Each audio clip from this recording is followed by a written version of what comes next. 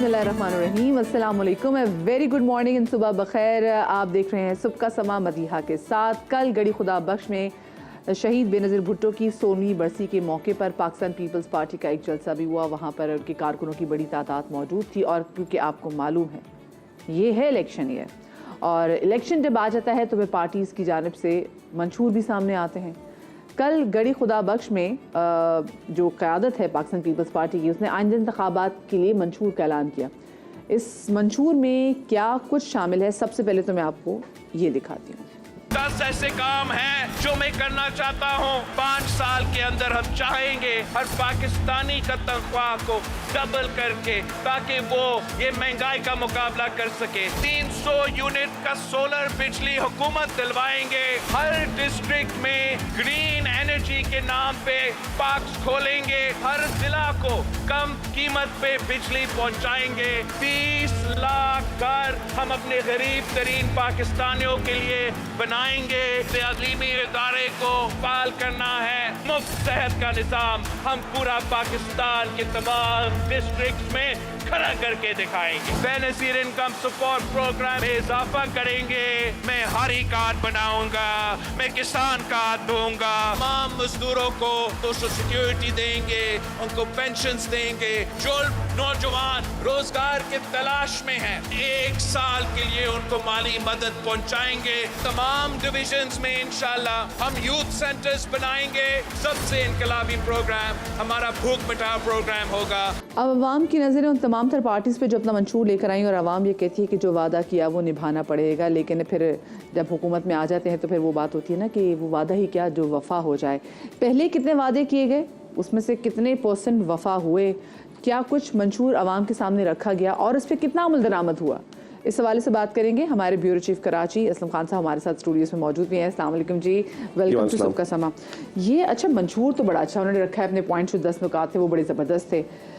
पहले भी मंशूर काफ़ी आए हैं, 2008 में, 13 में, 18 में। अमल दरामद हमने नहीं देखा, तो मैं ज़रा चाहूँगी ज़रा मुझे इसका ज़रा बैकग्राउंड तो दें, क्या क्या मंशूर रह चुके हैं इनके। देखें, अगर हम बात करें पीपल्स पार्टी का जो मंशूर है, इसमें आप देखें ना तो आपको वो एक जो भुट्टो साहब का नारा था, रोटी कपड़ा और मकान, उसका सहर आज भी बरकरार है।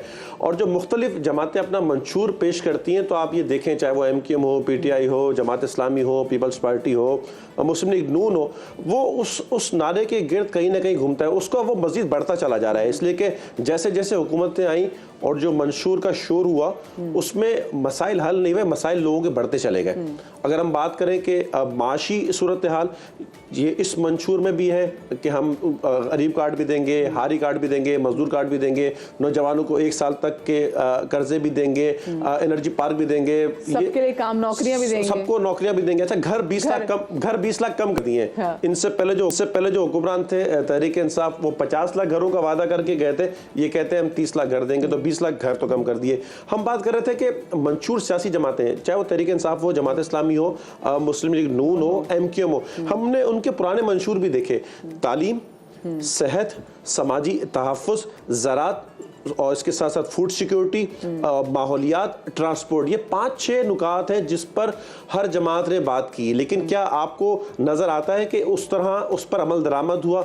जो माशी सूरत हाल इस वक्त मुल्क की है, जितने कर्जों में इस वक्त ये मुल्क डूबा हुआ है, इसकी मिसाल कहीं नहीं मिलती है। इस तरह जितने लोग बेरोजगार इस वक्त हैं, इसकी मिसाल पहले कभी नहीं मिलती। अच्छा, ये मसला है ना कि हमारे यहाँ जो जितने भी सियासतदान हैं वो किसी भी इलेक्शन से पहले वो एक डिबेट में नहीं आते, और डिबेट में ठीक है लाइमल बताएं। जैसे हम देखें कि US में जब इलेक्शंस होते हैं तो उसके बाद जब डिबेट होती है तो उसमें आप बताते हैं कि अच्छा जी आपकी स्ट्रैटेजी क्या होने जा रही है।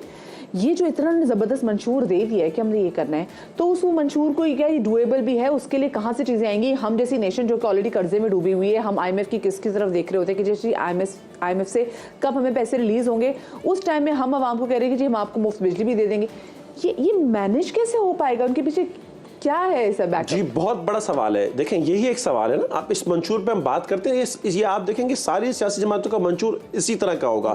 2018, 2013, 2008 हम यही देखते आ रहे हैं कि इसी तरह के मंशूर है, वही पॉइंट्स हैं। अगर आप देख ले, अल्फाज का हेर फेर है, लेकिन तकरीबन चीज़ें यही होंगी। अभी नून लीग ने भी अनाउंस करना है, MQM भी तैयार करके बैठी है, जमात इस्लामी से बात हुई हमारी, वो भी बिल्कुल तैयार है, उनकी भी अनाउंसमेंट होने वाली है। मंशूर यही है, आपने बड़ी अच्छी बात की कैसे होगा? 300 यूनिट की बात कर लेते हैं। 300 यूनिट बिजली की अगर हम बात करें, पीपल्स पार्टी 15 साल से यहाँ पर हुकूमत में है, सिंध में बहुत से अच्छे काम किए होंगे, हम ये नहीं कह रहे कि कुछ नहीं हुए होंगे, लेकिन चले आप बिजली की बात करें, थरकोल हमारे पास है, पीपल्स पार्टी 15 साल से यहाँ पर है। इस वक्त अगर हम बात करें कि इस्लाम कोट है एक इलाका, वहाँ पर 200 यूनिट तक बिजली मुफ्त दी जा रही है। 30 ज़िले सिंध भर के अगर हम बात करें, इतना बड़ा आबादी वाला, उसमें अगर एक इलाका, सिर्फ एक इलाका ऐसा है जहां पर वो जो कंपनी है जो वहां पर बिजली की पैदावार कर रही है, वो अपने तहत एक 200 यूनिट तक बिजली मुफ्त फराम कर रही है। ये जहन में था एक हमारी जब बात होती थी वज़ीर तवानाई सिंध इम्तियाज़ शेख साहब से, वो कह रहे थे कि ये जो हम सोलर पार्क्स बनाएंगे, ये एक जगह एक पार्क उन्होंने बनाया भी है, लेकिन वो सिर्फ एक बनाए। आप बताएं कि मुल्क भर में बनाना तो वो तो बहुत बड़ी बात होगी, लेकिन अगर ये सिंध में भी इसको थोड़ा सा आइडियलाइज कर जाते, कुछ बना जाते, तो हम ये कह सकते थे कि बन जाएंगे। तनख्वाहें दुगनी, क्या ये मुमकिन है? ये बड़ा मुश्किल होगा। कोई भी हुकूमत हो, चाहे वो मुस्लिम लीग नून ही की आ जाए। हम यहाँ पे अपने तरक्याती बजट को कट डाउन करें कि हमारी बाकी चीजें पूरी नहीं पड़ रही, फिर ऐसे टाइम में हम इतना बड़ा तरक्याती बजट कहाँ पे लेकर आएंगे और कैसे लेकर आएंगे? वो कहते हैं ना कि हम कमा कहाँ से रहे हैं कि जो हम इतना लगाएंगे। बिल्कुल, देखिए हर हुकूमत, ये जो बात आपने की कि मंशूर, सियासी जमातें अपना मंशूर तो दे देती हैं, लेकिन अब ये लोग भी इस चीज़ को समझ रहे हैं कि ये जो माशी सूरत हाल हमारी इस वक्त जो दगरगू हालात में है, बहुत मुश्किल होगा किसी भी सियासी जमात के लिए। तालीमी इदारों को बहाल करेंगे। पीपल्स पार्टी के लिए बड़ा चैलेंज रहा कि वो जो सिंध के तालीमी इदारे हैं, हज़ारों की तादाद में स्कूल हैं जो गैर फाल हैं, वो एक बड़ा मसला तो टीचर्स का घोस्ट का था, उस पर किसी हद तक काम भी हुआ और लोग फारिग भी किए गए, लेकिन आपके स्कूलों में फर्नीचर पूरे नहीं है, वहाँ पर वाशरूम्स नहीं है, वहाँ पर तो जानवर है, उनके लिए भी अब चीज़ें पूरी नहीं है जो स्कूलों में सरकारी स्कूलों में जानवर है। अब तालीम इदारों को बहाल करने की आपने एक बात की, तो हम उस पर आ जाते हैं। इसके बाद फिर हम आ जाते हैं कि नौजवानों के लिए यूथ सेंटर्स, एक बड़ा जो हमारे पास नौजवान जो बेरोजगार कर रहा है, उसको एक बहुत बड़ा इसके लिए एक मसला होगा। अब इस नारे को बिलावल साहब के उसके लिए इतना ब्रेन ड्रेन हुआ है हमारा 2023 में, हमें इसको रोकना है, बिल्कुल ऐसा पैदा करनी है। अभी 2000 हम जब बात कर रहे थे 2023 के 5-6 महीनों में कोई 5 से 6 लाख लोग बाहर जा गए, और ये इतनी बड़ी तादाद हमारी अब बाहर जा रही है जितना पहले। आज का नौजवान, मैं ये कहूँगा कि मायूस ज़्यादा है सियासी जमातों से। ऐसे मौके पर ये इलेक्शन भी आ गए हैं, ऐसे मौके पर ये मंशूर भी आ रहे हैं, तो वो नौजवान बड़ा फैसला कुन किरदार अदा करेंगे। बिलावल साहब अगर उन तक अपना मैसेज कन्वे करने में कामयाब हो, जैसे वो करें कि हम यूथ सेंटर्स बनाएंगे, हम उनको 1 साल तक कर्ज की सहूलत भी देंगे, हो सकता है कि ये उनके लिए एक बड़ा, जिसे कहते हैं ना कि एक पॉजिटिव साइन होगा कि वो उसको अपनी तरफ अट्रैक्ट करें। मुझे बताएं बाबा, ये जो बिलावल भुट्टो जरदारी साहब ये जो ज़्यादा उम्र वाले सियासतदानों के वाले से बात करते हैं, तो क्या उसमें भी वो कोशिश करें, वो किसी ना किसी तरीके से जवानों को टच करें, उनको कहने की कोशिश करें कि भाई ये हमारा टाइम है? और क्योंकि अगर वो उम्र सीधा सियासतदानों के वाले से बात करते हैं, तो मतलब उनके अपने वाले साहब भी हैं और बाकी भी इतनी बड़ी पार्टी के हम लीडर्स हैं, उनकी उम्रें वो जो 70 साल बाबर कहते हैं, तो ऑफकोर्स उन सबकी उम्र से ज़्यादा है। 2018 में भी एक जो यंग वोटर्स थे, नौजवान वोटर्स, उन्होंने बड़ा फैसला कुन किरदार अदा किया, तो अब भी एक आ जा रहा है कि वो बहुत बड़ी एक जो तादाद होगी वो फैसला कुन किरदार अदा करेगी। इसीलिए देखिए आप बिलावल भुट्टो साहब जो बार बार एक मैसेज दे रहे हैं, और इस अपने मंशूर में उन्होंने इस दफ़ा एक ये बनाया है। हमने पिछले मंशूर देखे, उसमें नौजवानों के लिए इस तरह की बात नहीं थी, इसको भी टारगेट किया उन्होंने। लेकिन हमने देखा कि फिर भी सेफ प्ले करे, वो लाड़काना से खड़े हुए हैं, वो कराची से खड़े नहीं हुए। और पंजाब की बात भी कर रहे थे, तो बड़ा उन्होंने सेफ प्ले किया, अपनी जो सेफ जो है सीट है उन्होंने उसको सिक्योर करने की कोशिश की। अच्छा मुझे बताइए, जो मुस्लिम लीग नून का आप इस वक्त क्या स्टेटस देख रहे हो? स्पेसिफिकली हमने पहले भी जब बात की थी कि जैसे मियां मोहम्मद शहबाज शरीफ जो हैं वो यहाँ पे कंटेस्ट करने जा रहे हैं, और पहले बात की जा रही थी कि शायद उनके वहाँ पे खड़े होने की वजह से MKM पाकिस्तान जो है वो सीट एडजस्टमेंट भी थोड़ा बहुत बात कर, लेकिन MKM के लिए कि नहीं जी, हमने तो उस पर्टिकुलर हल्के में बड़ा काम किया हुआ है, तो हम सीट एडजस्टमेंट की तरफ नहीं जा रहे, वहाँ हम अपना कैंडिडेट खड़ा करेंगे। देखिए मुस्तफा कमाल साहब वहाँ पर उनके मुकाबले में है, ठीक है, सीनियर डिप्टी कन्वीनर है। हमारी उनसे बात हुई थी, तो उन्होंने कहा कि ये अब MKM को देखना होगा कि उनका सीनियर डिप्टी कन्वीनर है, क्या वो उसको विड्रॉ करेंगे वहाँ से। दूसरी तरफ साबिक वज़ीर आज़म शहबाज शरीफ हैं, जो जुम्मे को कराची भी आ रहे हैं, जी, और मुलाकात भी है, 2 दिन के लिए कल आए। मेरी बात हुई MKM के रहनुमा से, साबिक वफाकी वज़ीर, उन्होंने कहा जी वो कराची आ रहे हैं, वो MKM के मरकज़ भी आएंगे। उनसे जब सवाल किया कि क्या जो सीट एडजस्टमेंट की बात होगी बिलखुसूस उसी सीट पर जिस पर शहबाज शरीफ के मुकाबले में मुस्तफ़ा कमाल साहब खड़े हुए, उन्होंने कहा जी उस पर अभी बात नहीं होगी, हो सकता है आगे हम बात कर लें। लेकिन एक और सीट 247 से भी सीट इसीलिए मेरे ख्याल में मुस्तफ़ा कमाल साहब ने एहतियातन जमा कराए हैं। वैसे तो खालिद महमूद सिद्दीकी साहब ने 3 नशिस्तों में कागजात जमा कराए, लेकिन लगता ये है कि अगर ये मामला सीट एडजस्टमेंट का आगे बढ़ा तो जो MKM है उस पर प्रेशर बढ़ेगा कि वो एक सीट दे, इसलिए कि शहबाज शरीफ साहब ने और कहीं से कागजात जमा ही नहीं कराए, वो एक ही सीट से उन्होंने कागजात जमा कराए। यहाँ पे मुझे लगता है कि बड़ा सेटबैक इधर हो सकता है। हम देखते हैं कि कौन सी पार्टी जो है ना वो वहाँ से अपना जो कैंडिडेट विड्रॉ करती है, लेकिन ऑफ कोर्स एक तरफ हम देख रहे हैं कि साबिक वज़ीर आज़म है, एक तरफ सीनियर डिप्टी कन्वीनर है। जी बिल्कुल बिल्कुल, और शहर के साबिक मेयर भी हैं। अच्छा, मुस्लिम लीग नून तो इसको खुद नहायत ही इंतशार का शिकार है, मेरी समझ में आ रही हो, क्योंकि टिकटों के भी उन्होंने टिकटों के जो नामों का ऐलान भी ना बड़ा लेट किया ताकि ज़्यादा टाइम ना लोगों को मिले कहीं और जाने का। तो उस हवाले से आपको क्या लगता है कि ये अपनी कैंपेन बड़ा मुश्किल हो जाता है, चूँकि मुख्तलिफ जमातों से लोग आना और जो एक अपना असर रखते हैं जो वोट बैंक जिनका है, फिर उनको भी अकोमोडेट करना, फिर ये तो एक बड़ा मसला होता है। ये तो हमने देखा है कि जो बड़ी सियासी जमातें हैं उसमें ये प्रॉब्लम आती हैं। इसमें पीपल्स पार्टी को भी थोड़ी बहुत ये मुश्किल का सामना करना पड़ा, लेकिन उन्होंने किसी न किसी तरह उसको एडजस्ट किया। ये भी 2-3 दिन में सारी सूरत हाल इसकी भी वाज़ेह हो जाएगी। लेकिन एक ये था कि कराची पर बहुत ज़्यादा फोकस मुस्लिम लीग नून का वो नज़र नहीं आता। सिंध में मुस्लिम लीग नून के सदर बशीर अहमद साहब है, वो अंदरूनी सिंध उन्होंने दौरे किए हैं, कुछ कामयाबियाँ उनको मिली हैं, कुछ जो बासर शख्सियात हैं वो शामिल भी हुई हैं। लेकिन अगर हम कराची की बात करें तो लगता है कि सिर्फ एक सीट है जिस शहबाज शरीफ साहब जिस पर मुकाबला करना चाह रहे हैं, वो एक सीट एक उस पर इंटरेस्ट है, बाकी पूरे कराची में उनका उस तरह दिलचस्पी नजर नहीं आती। अच्छा, मुझे बताएं कि इलेक्शन के बाद आप एक जॉइंट वेंचर देख रहे हैं वज़ारत उस्मा पे? ऐसा ही है। और मुस्तक़िम हुकूमत आप देख रहे हैं? नहीं, मुस्तक़िम हुकूमत तो नहीं होगी, ये बड़ा मुश्किल हो जाएगा। मुस्तक़िम हुकूमत का जॉइंट वेंचर वाली जो बात है वो वही सूरत हाल होगी जिस तरह PDM की हुकूमत में हमने 16 महीने में देखा। लगता ये है कि जो पहले इत्तेहादी थे आज एक दूसरे के खिलाफ साफ आ रहे नजर आते हैं, लेकिन ऐसी सूरत हाल होगी कि आइंदा भी इनको मिलकर ही हुकूमत बनानी पड़ेगी। इसका मतलब है उतने एक दूसरे पे इल्जाम लगाए, उतनी ज़बान इस्तेमाल करें कि बाद में ज़रा पछतावा ना हो। बहुत शुक्रिया जी। हमारे साथ असलम खान साहब, हमारे ब्यूरो चीफ कराची, हमारे साथ मौजूद थे। पाकिस्तान पीपल्स पार्टी के मंशूर के वाले से बात कर रहे थे। मनासी जमात जी देगी, और अभी आपको पता है इलेक्शन ईयर है, गाने भी आएंगे, हर पार्टी का अपना नया नया गाना आएगा, और उसके बाद वो गाना फिर जो है वो कोशिश करेंगे लोगों को याद भी, और उस गाने के थ्रू लोगों को मैसेज देने की कोशिश भी की जाएगी। लेकिन भूलिएगा मत, जब भी आपके पास आए वोट मांगने के लिए तो उनसे पूछें कि हमारे लिए किया क्या है, मेरे बच्चे के लिए, हमारी नौजवान नस्लों के लिए, हमारे फ्यूचर के लिए आपने क्या कुछ किया है। अच्छा जी, मुझे ज़रा लाहौर के वाले से बात करनी है, क्योंकि लाहौर में इस वक्त जब मैं आपसे बात करी तो बहुत धुंध है। ठीक है, हम 3-4 दिनों से देख रहे हैं कि जी मोटरवे बंद कर दी जाती है, लेकिन वहाँ का फ़्लाइट ऑपरेशन भी जो है वो बुरी तरीके से मुतासर हो रहा है। अगर मैं एयर क्वालिटी इंडेक्स के वाले से आपको बताऊँ तो आज सुबह लाहौर दुनिया का आलूदा तरीन शहर था। सिर्फ फ़्लाइट ऑपरेशन मुतासर नहीं हो रहे, बल्कि हम देख रहे हैं कि जो ट्रेनों के जो स्केड्यूल्स हैं ये भी मुतासर हो रहे हैं, जो हद निगाह है वो भी वहाँ पर सिफर हो गई है। इस वक्त सूरत हाल क्या है, हमारे नुमाइंदे लाहौर में दानियाल उमर हमारे साथ मौजूद है, उनसे जानेंगे। दानियाल, ये बताएं कि क्या सिचुएशन आप देख रहे हैं? सुबह तो मैं देख रही थी कि 7-8 बजे बहुत ज़्यादा धुंध थी, अभी हम जब देख रहे हैं कि दिन के तकरीबन 10:15 हो गए हैं, थोड़ी धुंध छटी है। देखें मदीहा, धुंध में कमी आई है, लेकिन इतनी ज़्यादा कमी नहीं आई है। गुज़श्ता रात से ही धुंध का सिलसिला जो लाहौर के अंदर शुरू हुआ था वो अब भी जारी है, और ये गुज़श्ता 2 रोज़ से धुंध जो है वो लाहौर में पड़ रही है। सर्दी की शिद्दत में भी इजाफा हुआ है। लाहौर का मौसम हसीन हुआ है, ये कहना तो गलत ना होगा, क्योंकि ज़ाहिर है दिसंबर है, सर्दी जो है वो मज़ीद बढ़ रही है। लाहौर के अंदर ज़्यादा से ज़्यादा जो दर्जा हरारत है वो 20 डिग्री, जबकि कम से कम 7 डिग्री तक रिकॉर्ड किया जाएगा। लेकिन फॉग की वजह से मुश्किलात भी शहरियों को आई हैं, ख़ासकर रोड यूज़र्स को, क्योंकि ट्रैफिक लाहौर में बहुत सुस्त रवी का शिकार हुई है।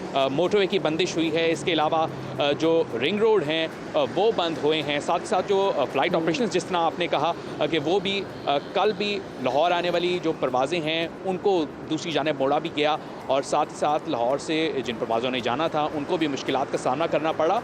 और जो दूसरे शहरों से शहरी लाहौर आना चाह रहे होते हैं या लाहौर से जा रहे होते हैं दूसरे शहरों के अंदर, तो उनको भी मोटरवे की यूजेज में काफ़ी मुश्किल का सामना करना पड़ा। ट्रेनें भी बहुत ज़्यादा लेट हुई हैं फॉग की वजह से। लेकिन अभी महकमा मौसमियात का ये कहना है कि ये जो फॉग का सिलसिला है ये आइंदा चंद रोज़ भी जारी रहेगा। लेकिन फॉग की वजह से एक पॉजिटिव चीज़ ये हुई है कि लाहौर का एयर क्वालिटी इंडेक्स जो पिछले कई दिनों से बहुत ज़्यादा टॉप पर पहुंचा हुआ था। लाहौर आलूदा तरीन शहरों की दानियाल, फहरिस्त में मैंने पहले नंबर आज ही पर था। देखा है, आज ही देखा है, आज सुबह 7 बजे तक लाहौर दुनिया का सबसे आलूदा तरीन शहर था। ये मैं आज सुबह का आपको बता रही हूँ। देखिए मरिया, यकीनन लाहौर बिल्कुल आलूदा तरीन शहर था, लेकिन सिचुएशन ये है कि जो पार्टिकुलर मैटर्स की तादाद है वो कम हुई है, क्योंकि हमने देखा कि लाहौर में जो आलूदगी की शरह है वो तकरीबन 300-400 के ऊपर थी, लेकिन आज इस वक्त सिचुएशन ये है कि 200 के करीब है। और फिर जाहिर है जिस टाइम सुबह का वक्त होता है और सुबह के वक्त एयर क्वालिटी इंडेक्स जो है वो बहुत ज़्यादा होता है और फिर ग्रेजुअली ये कम होना शुरू होता है। तो अभी तो सिचुएशन ये है कि 200 से नीचे की तरफ आ रहा है लाहौर। इस वक्त जो है वो 5वें नंबर पर है, वरना हम रोज़ देखते थे कि रोज़ाना बुनियाद पर जो 10-11 का टाइम होता है उस टाइम लाहौर का जो एयर क्वालिटी इंडेक्स है टॉप पर होता है। सही, ठीक है, बहुत शुक्रिया जी। दानियाल उमर हमारे नुमाइंदे हमारे साथ मौजूद थे और अब देख रहे थे कि जब हमसे तो पीछे भी काफ़ी अभी धुंध है लाहौर में, और मौसम तो खैर वहाँ पे बड़ा प्यारा। मैं देख रही हूँ लाहौर में कि सूरज जो है वो नहीं निकला धुंध की वजह से, लेकिन ये वो धुंध है जिसको आप इनहेल नहीं कर सकते क्योंकि इसमें स्मॉग भी मौजूद है और वहाँ पर ऑलरेडी लोग नज़ला ज़ुकाम और खांसी की बहुत ज़्यादा शिकायत कर रहे हैं। सो प्लीज़ जब आप घरों से बाहर निकलें, स्पेसिफिकली वो लोग जो बाइक पर बैठते हैं, तो मास्क लगाना, ठीक है, हेलमेट तो आपने पहनना ही पहने, लेकिन साथ में मास्क लगाना आप लोगों ने नहीं भूलना। चीफ मेट्रोलॉजिस्ट चौधरी असलम साहब भी हमारे साथ मौजूद है, ज़रा उनसे भी जान लेती हूँ क्योंकि ये फॉग का मसला आने वाले दिनों के साथ बढ़ता जाएगा। चौधरी साहब, बहुत शुक्रिया आपका कि आपने हमें वक्त दिया। मुझे बताएं कि ये जो लाहौर में धुंध है और धुंध का कई दिनों से राज भी है, ये धुंध कब तक रहेगी? बिल्कुल, लाहौर और पंजाब में शदीद धुंध है आजकल, और इसमें सुबह के टाइम और रात के टाइम विजिबिलिटी बहुत ज़्यादा पुअर हो जाती है, बल्कि ऑलमोस्ट ज़ीरो होती है। इसमें ट्रैवलिंग टाइम जो आजकल मिल रहा है पंजाब में तकरीबन 3 से 4 घंटे दोपहर के टाइम, अदरवाइज़ तो इतनी कम रोशनी होती है कि इसमें सफ़र भी नहीं किया जा सकता। और अभी आने वाले दिनों में ये सिलसिला जारी रहेगा क्योंकि जो वेदर कंडीशन है वो स्टेबल है। स्टेबल मीन्स कि इसमें कोई सिस्टम बारिश देने वाला नहीं बनेगा, तो ये सिलसिला भी आने वाले दिनों में काफ़ी दिनों तक जारी रहेगा।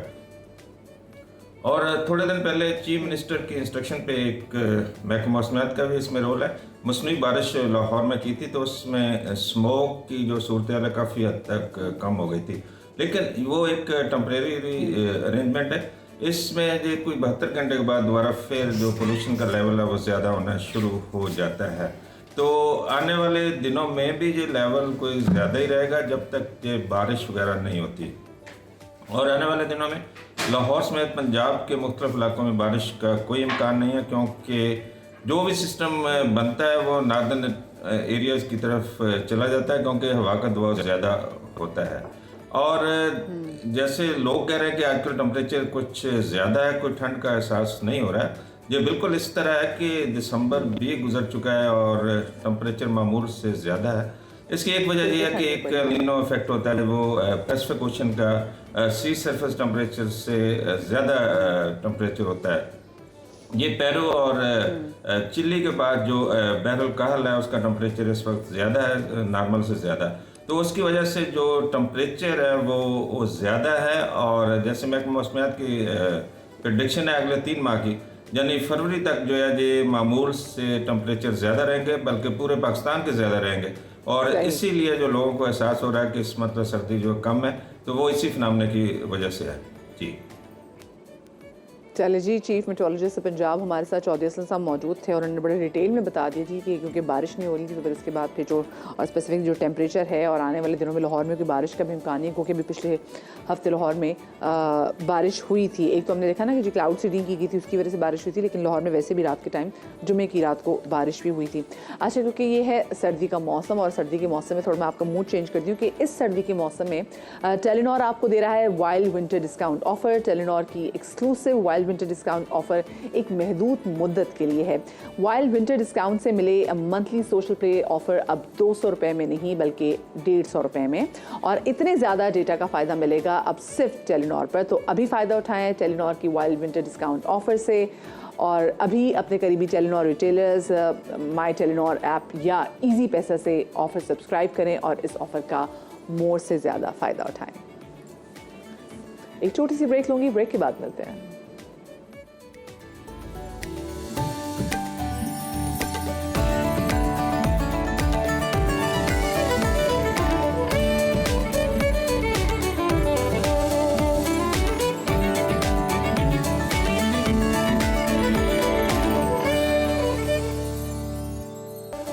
बैक आफ्टर द ब्रेक और ब्रेक के बाद अब जरा बात कर लेते हैं क्रिकेट के हवाले से। पाकिस्तान ऑस्ट्रेलिया टेस्ट सीरीज की बात करेंगे। मेलबर्न टेस्ट के दूसरे रोज खेल के इख्तिताम तक पाकिस्तान की कारकर्दगी मायूस कुन रही, कहीं कहीं थोड़ा इंप्रेस भी करते रहे। 6 विकेटें गंवाई, इमाम उल हक 10, अब्दुल्ला शफीक 62 और बाबर आजम सिर्फ 1 रन के मेहमान साबित हुए।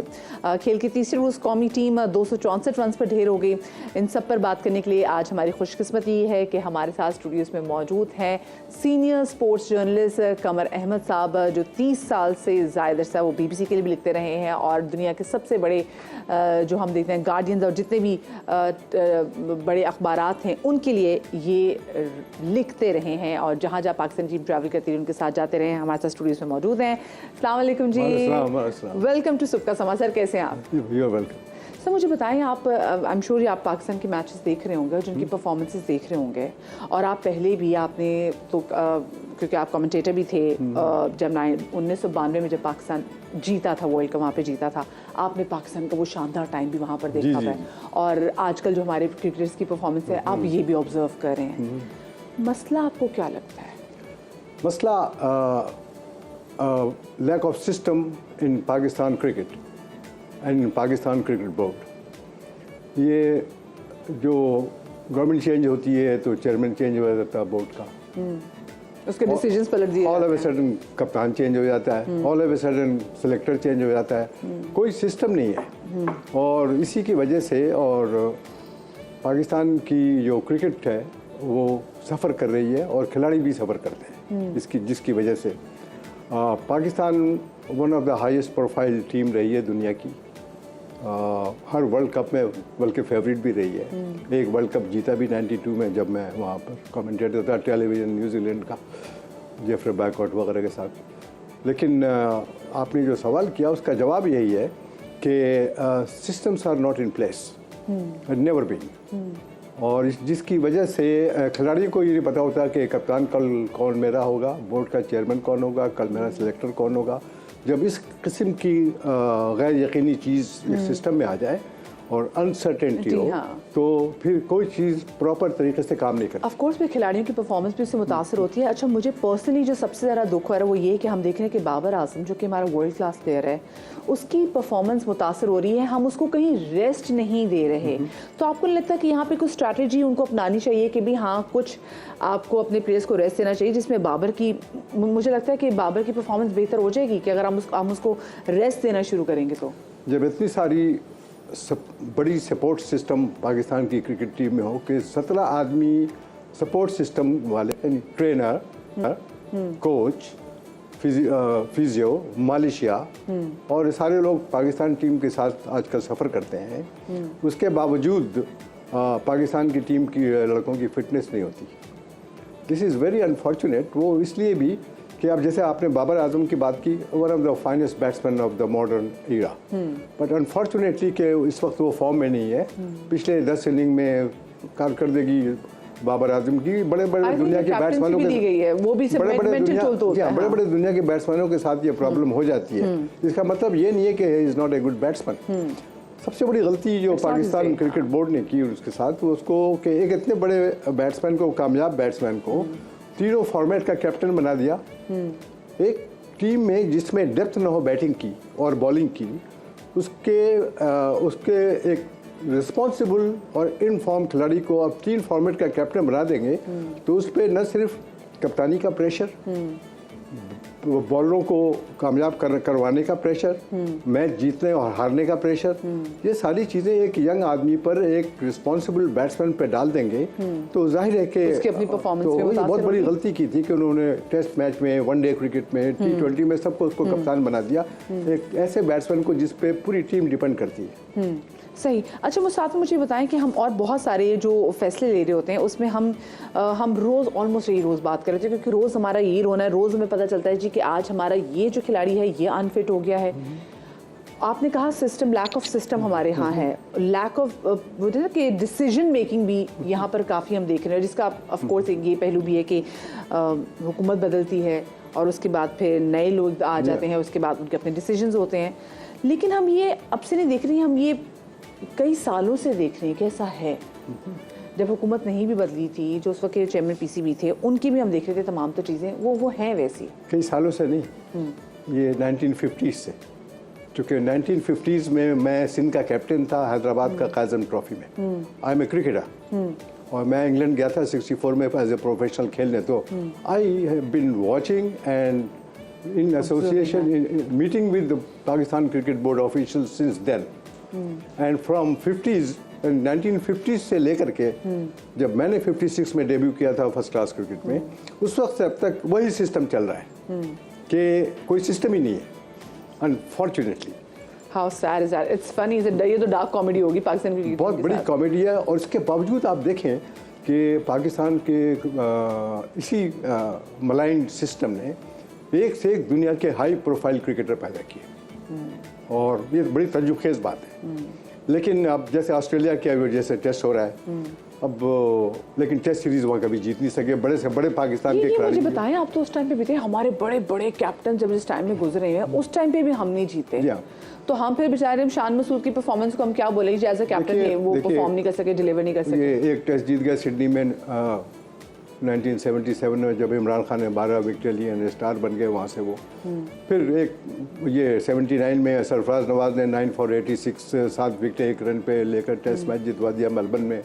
फिर ये 96 95 96 में ये पर्थ में टेस्ट जीत गए जहाँ वसीम अकरम मुश्ताक आइसोलेटेड इधर उधर टेस्ट जीत गए। सीरीज नहीं, सीरीज कभी नहीं जीते अऑस्ट्रेलिया में। अनफॉर्चुनेटली बड़े बड़े पाकिस्तान के खिलाड़ी माजिद खान, जहीर अब्बास और ये सारे हमारे सूरमा जाके क्यों फेल हो जाते हैं। वो जैसे हम बात करते हैं कि जब पाकिस्तान और इंडिया का जब मैच होता है ना तो एक ऑलरेडी उनको एक नफसियाती बर्तरी हासिल होती है। सो क्या ऑस्ट्रेलिया में जाके हम प्ले कर रहे थे तब भी ऐसी ही चीज़ है? पाकिस्तान दुनिया की क्रिकेट से ऑस्ट्रेलिया की क्रिकेट बिल्कुल मुख्तलिफ है, लोगों को अंदाज़ा नहीं है इसका।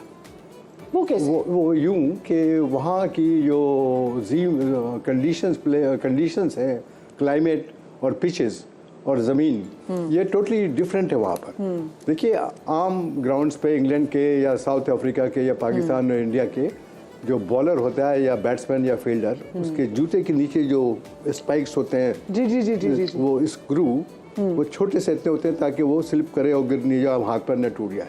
जब आप ऑस्ट्रेलिया जाते हैं तो ज़मीन हार्ड होती है। मैं एज आपको क्रिकेटर बता रहा हूँ कि वहाँ पर उसको स्पाइक्स को निकाल के स्टड को और लंबे नेल डाल दिए जाते हैं ताकि स्किड न कर जाए आप हार्ड फील्ड के ऊपर। दूसरी बात है कि ऑस्ट्रेलिया की मिट्टी ऐसी है कि वहाँ पर बॉल बड़ी बाउंस होती है। इंडिया पाकिस्तान इंग्लैंड की विकेटों पे बॉल अगर यहाँ पे आएगी तो ऑस्ट्रेलिया में बॉल गिरने के बाद यहाँ पे आएगी। तो you got to be used to it, very careful. और इसीलिए ये जो बाहर के खिलाड़ी, इवन इन इंग्लिश पीपल, वो 1877 से टेस्ट खेल रहे हैं ऑस्ट्रेलिया में, वो जाके वहाँ पर फेल हो जाते हैं। नए नए खिलाड़ी वहाँ जब जाते हैं, इसलिए कि बाउंस ऑफ बॉल जो होती है वो डिफर करती है फ्रॉम इंग्लैंड, ऑस्ट्रेलिया, पाकिस्तान और इंडिया। लो बाउंस है, वहाँ हाई बाउंस आती है, इसलिए वहाँ बड़े बड़े फास्ट बॉलर पैदा होते हैं ऑस्ट्रेलिया में, क्योंकि उनको बड़ी हेल्प मिलती है उन बाउंसी विकेटों से। और पाकिस्तान या इंडिया के खिलाड़ी या श्रीलंका, बांग्लादेश का यूज़ तो नहीं है बाउंस के खेलने के लिए, तो वहाँ फेल हो जाते हैं। ओके, तो बड़ी साइंस है और ये मेरे ख्याल से फिर इस पर जो प्रैक्टिस है, cricket is all about science and you have to read the science. आपको एक्चुअली स्टडी करना पड़ता है साइंस को परफॉर्मेंस के अलावा, other than your performance in the stadium. Thank you so much जी, कमर साहब हमारे साथ मौजूद थे, हमारे बड़े ऑनर की बात थी कि अब यहाँ पर थे और हमने कुछ मसले मसाइल जो वो डिस्कस किए कि भी एग्जैक्टली कहाँ पर हम क्या मसला आ रहा है। जब बड़े बड़े सूरमा हमारे साथ कैप्टन भी थे कि जिनको लोग आइडियलाइज करते हैं, उनके होते हुए भी हम कोई सीरीज़ नहीं जीते। सो क्या रीज़न थी, इस पर उन्होंने बताया कि पिच का कितना डिफरेंस है वहाँ पर, इस पर हमने बात की, और ग्राउंड का कितना डिफरेंस है। अच्छा जी, अब जब हमने स्टॉक मार्केट के हवाले से बात करें, क्योंकि स्टॉक मार्केट की पिच भी बहुत ज़्यादा इस वक्त ट्रिकी हुई है। पहले हम देख रहे थे कि पिछले हफ्ते की बड़ी ज़बरदस्त तेज़ी आ रही थी, मार्केट में थोड़ी बहुत करेक्शन है, उसके बाद फिर हमने देखा कि मार्केट में बड़ी शदीद मंदी देखी गई। अच्छा जी, अब गुज़िश्ता रोज़ की अगर मैं बात करूँ तो गुज़िश्ता रोज़ कारोबार के इख्तिताम पर इंडेक्स 59,170 पॉइंट्स पर बंद हुआ है। इस वक्त मार्केट की क्या सूरत हाल है जानेंगे, हमारे नुमाइंदे रिजवान आलम वहाँ पर मौजूद हैं। अस्सलाम वालेकुम रिजवान, वेरी गुड मॉर्निंग। बताएं क्या सिचुएशन है स्टॉक मार्केट में?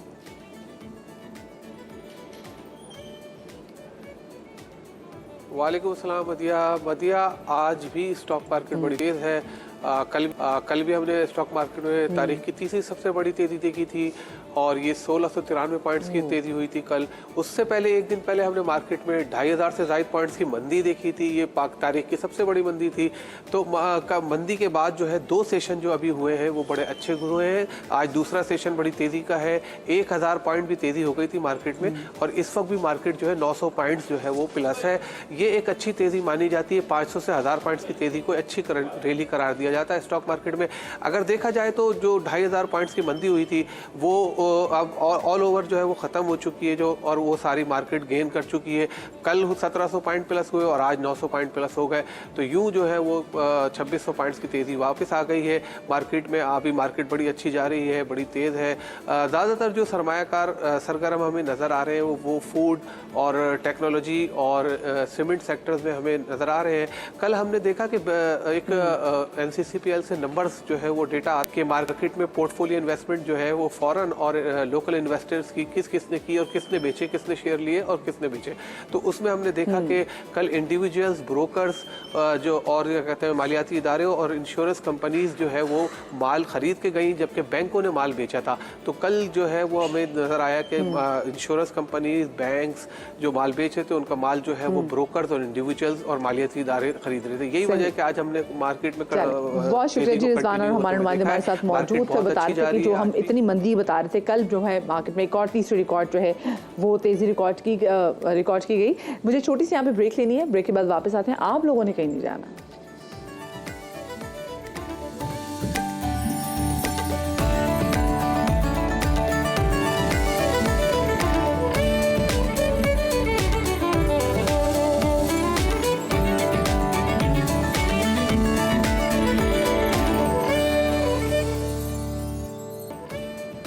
Welcome back. अब हमारे साथ एक ऐसे मेहमान मौजूद हैं जो लोगों का सहारा बने। खैबर पख्तूनख्वा के ज़िला करम में इरफानुल्लाह जान ने एक धमाके में अपनी टांगें तो खो दी मगर इरादे नहीं। उन्होंने 2016 में फाटा डिसेबल वेलफेयर ऑर्गेनाइजेशन का आगाज़ किया।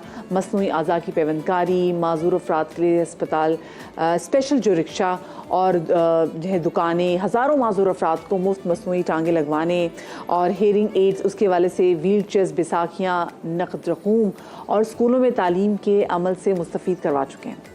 इरफानुल्लाह जान को हुकूमत की तरफ से सदारती अवार्ड बराए हुस्न कारकर्दगी से भी नवाजा गया था और इरफान पाकिस्तान का एक बहुत बड़ा सरमाया है। उन्हीं से सवाल से मज़ीद बात करेंगे कि उनको इंस्पिरेशन कैसे मिली, उन्होंने हिम्मत इतनी कैसे जुटाई कि वो बाकी लोगों के लिए काम कर सकें। इरफान, बहुत शुक्रिया। सुबह के समय में आपको खुश आमदीद कहते हैं। सबसे पहले तो आपको बहुत मुबारक हो कि आप इतना ज़बरदस्त काम करें। ये बताएँ कि ये जो काम आपने किया ये इतना आसान काम नहीं है कि ख़ुद भी आप मतलब एक तरीके से आप एक प्रॉब्लम में है लेकिन आपने लोगों की प्रॉब्लम के हवाले से सोचा। ये जज्बा कैसे पैदा हुआ? बहुत शुक्रिया जी। समा टीवी का हमेशा से मीडिया जो है वो हमारा आवाज़ बना है शुरू से। ये जी खुद मैं 25 जुलाई 2000 को बम धमाके में मेरे दोनों टांगे जब ज़ाया हो गए, उसमें मेरे साथ 14 जो साथी थे वो जख्मी हो गए, 3 शहीद हो गए। तो उम्र भी उस वक्त मेरा छोटा था, 4th क्लास में मैं पढ़ रहा था। तो बहुत मुश्किल हालात से मैं उस वक्त गुजरा था। इंसान कुछ भी वो नामुमकिन नहीं है, लेकिन उसमें यह है कि इंसान हिम्मत करे। तो इस सफ़र में मेरे साथ जो मेरा अंकल था वो हमेशा मेरा जो था हौसला बढ़ाता था। इसमें मेरे साथ जो मेरे क्लासमेट्स थे, मेरे टीचर्स का बड़ा रोल है जो हम ये काम करें। और मेरी जो वॉलंटियर जो है जिस स्टेज पर हूँ मैं आज, तो अपने वालिदैन, अपने टीचर, अपने वॉलंटियर्स की वजह से हूँ। तो ये 2000 बड़ी बात है। इरफान, कहीं कोई ऐसा मौका आया कि आपने हिम्मत हार दी हो? क्योंकि देखें ये आसान काम नहीं है। जो चीज़ मैं अपनी नाज़रीन के साथ भी आपकी बातें शेयर कर ली कि आपने जितना कुछ लोगों के लिए काम किया है वो कोई आम आदमी नहीं कर सकता और आपने खुद एक प्रॉब्लम में होते हुए वो काम किया। तो कहीं ऐसा हुआ कि आपने कहीं हिम्मत छोड़ दी हो, कहीं आप कहीं कि नहीं तो बहुत मुश्किल हो रहा है मेरे लिए? जी मुश्किलात सफर से मैं गुजरा हूँ, उस वक्त आपको पता है कि पाटा में HCR था। जब हम कोई प्रोटेस्ट करते थे या कोई धरना देते थे अपने राइट्स के लिए, क्योंकि कोई ऐसा सोच नहीं था पर्सन विद डिसेबिलिटीज का। मीडिया को इस बात का बखूबी इल्म है कि पाटा में कितने नाजुक दौर से हमारे लोग गुजरे। तो उस वक्त बिल्कुल बहुत दहशतगर्दी फेस की वहाँ के लोगों ने, बहुत फाइट की हुई है। तो जब मैं अपने आप को देखता था तो ये सोचता था कि जो मेरी डिसेबिलिटी है, ताकि और लोगों को मैं इंस्पिरेशन या मोटिवेशन लगूं। तो जब मैं काम करता था तो लोग मुझे अप्रिशिएट करते थे। इसमें जो हमारे लोकल लोग हैं, मीडिया पे, सोशल मीडिया पे मुझे बहुत सपोर्ट मिला था। तो वो मुझे जो हौसला था वो हारने नहीं दिया। तो जो हमारा सफर है वो आज तक जारी है। वो बहुत अच्छी बात है। और अब पेशावर में भी आप माजूर अफराद के लिए कॉम्प्लेक्स कायम करने का आपने मंसूबा बनाया हुआ है, कुछ इस हवाले से भी हमें बताएं इरफान। जी, क्योंकि स्टार्ट में मेरा यही था, क्योंकि जो मर्ज अजला है एक्स पाटा, इसमें डिसेबिलिटी जो वो है इनके लिए फिजिकल रिहेबिलिटेशन का, एजुकेशन का कोई ऐसा कॉम्प्लेक्स नहीं है। तो आज तक जो हम काम कर रहे हैं उस पर हमने जो वर्क है वो मुकम्मल किया है इंशाल्लाह अनकरीब। क्योंकि मेरा एक वो है ख्वाब है, जिस तरह जो इमरान खान था जिसने कैंसर के मरीजों को उसको खुद आई थिंक उसने अपनी इंशाल्लाह आप भी उससे कहीं बड़ा काम करेंगे इरफान। और अरफा करीम की बात मैं लोगों को बताती चलूँ कि ये सबसे छोटी उम्र के इंसान है पाकिस्तान में जिनको सदारती अवार्ड से नवाजा गया है। तो और ख़ुद अभी बहुत यंग है, पढ़ भी रहे हैं। तो हमारी तमाम ख्वाहिशात आपके साथ हैं। बहुत शुक्रिया जी, इरफान हमारे साथ मौजूद थे। छोटी सी यहाँ पे ब्रेक लूँगी, ब्रेक के बाद मिलते हैं।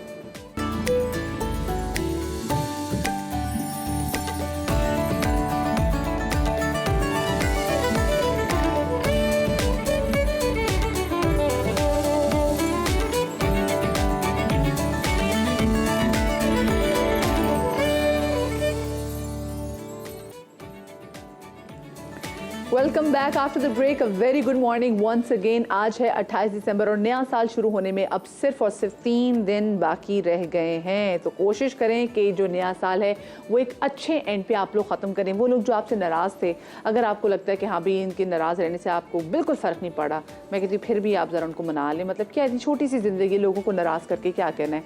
और साथ में पुरानी बहुत सारी आपके बैगेजेस होते हैं, उसको ज़रा भूल जाएँ। अगर आप 2024 में बहुत ही लाइट वेट होकर जाना चाहते हैं, आई नो आप में से बहुत सारे मुझ समेत लोगों का ये बिल्कुल रेजोल्यूशन भी है कि हमें वज़न कम करना है अगले साल में।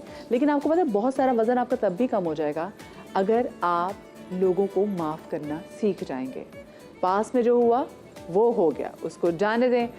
अब वो जाने, अल्लाह जाने, आप आगे मूव ऑन करें। क्योंकि ऐसे हैवी वेट हो के ना आप बहुत सारी चीज़ें जो अचीव करना चाहते हैं वो अचीव नहीं कर सकते।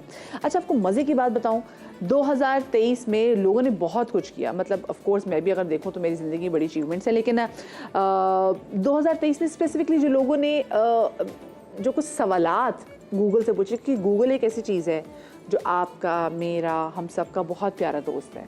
हमें जिस चीज़ की कख समझ में नहीं आ रही थी ना, नहीं पता होता इसका, तो गूगल से रब्ता करते हैं कि गूगल तुम मुझे बताओ कि क्या है। ऐसे ही है ना।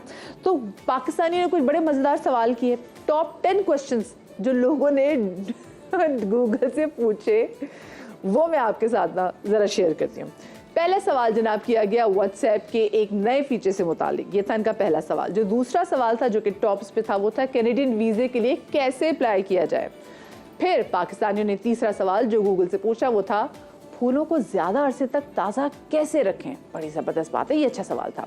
चौथा सवाल जो लोगों ने पूछा वो था जी कि जीमेल अकाउंट को कैसे रिकवर किया जाए। भाई हैकर्स भी बड़े सरगर्म हमने देखा है। पांचवा सवाल लोगों ने पूछा कि हाथों पर लगी मेहंदी को कैसे हटाया जाए। बड़ी बुरी लगती है वैसे जो एंड में रह जाती है ना।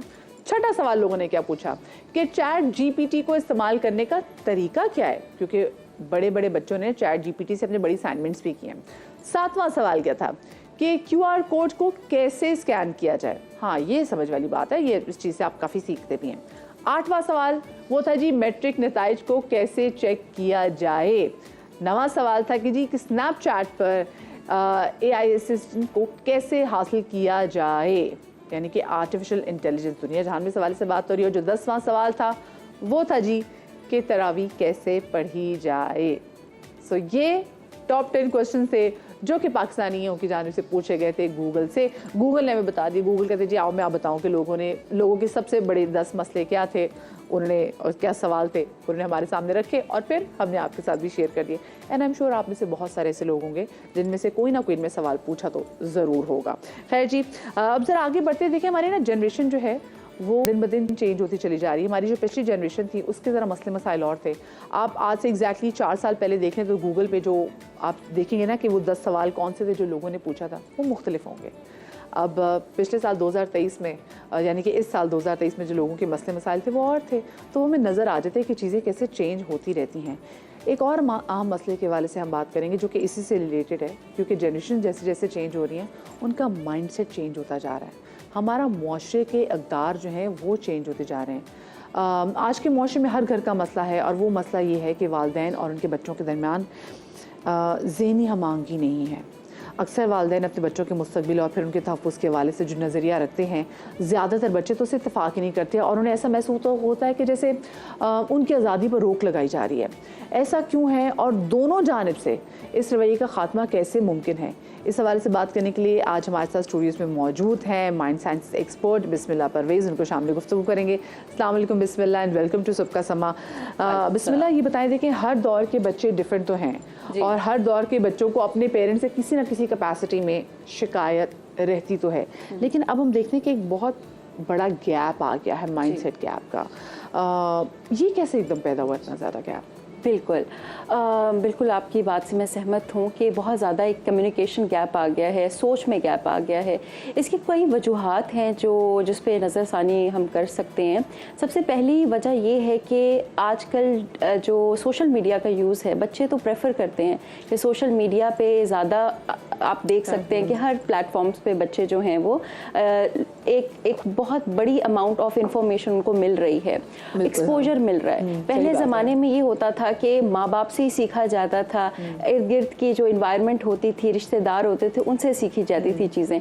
लेकिन अब जो है वो बच्चे इंटरनेट से ज़्यादा सीखते हैं, गूगल से ज़्यादा सीखते हैं, सोशल मीडिया से ज़्यादा सीखते हैं, जिसकी वजह से एक गैप हो रहा है।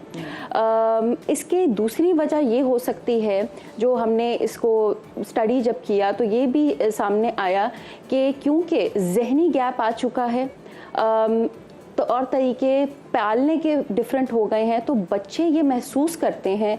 और स्पेशली हम क्योंकि टीनेजर्स के बारे में बात कर रहे हैं जिनकी उम्र 13 से 19 साल की उम्र के जो बच्चे वल्नरेबल एज भी होती है, बड़ी बगावत जो है ना वो इसमें ऑलरेडी उनके दिमाग में बगावत वाली खिचड़ी पकड़ी होती है।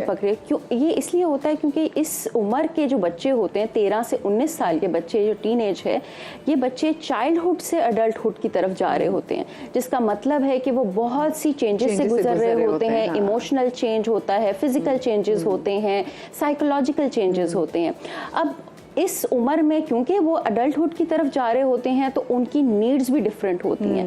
पहले बच्चा जो होता था वो माँ बाप से सीखता था, माँ बाप उसके रोल मॉडल होते थे जब से वो पैदा होता है और 7 साल की उम्र तक। को बहुत सारी जगहों पे ना बिस्मिल्लाह सिखाने की जरूरत भी नहीं पड़ती थी, वो माँ बाप कर रहे होते थे और बच्चे उसको ऑब्जर्व करके। अब माँ बाप के पास इतना टाइम है ही नहीं कि वो चीजें करें जो बच्चा ऑब्जर्व कर सके, बच्चा वो आगे करे, क्योंकि वो गैप इतना आ गया है। वो अपने उनके पास ये गैजेट्स आ गए हैं, वो गैजेट्स में इतना मसरूफ हो गए। मैं अपना जरा बचपन देखूं तो चले ठीक है, एक टाइम होता था जी कार्टून देखने का, डिज्नी आर एक आ जाता था, बिल्कुल, तो वही हमारा जो मी टाइम होता था। अब तो बच्चे कहते हैं कि मुझे मेरी अपनी स्पेस दें, आप मेरी स्पेस में जो है ना वो इन्वेड ना करें। अब तो बच्चे सीधा मुंह पे कह देते हैं।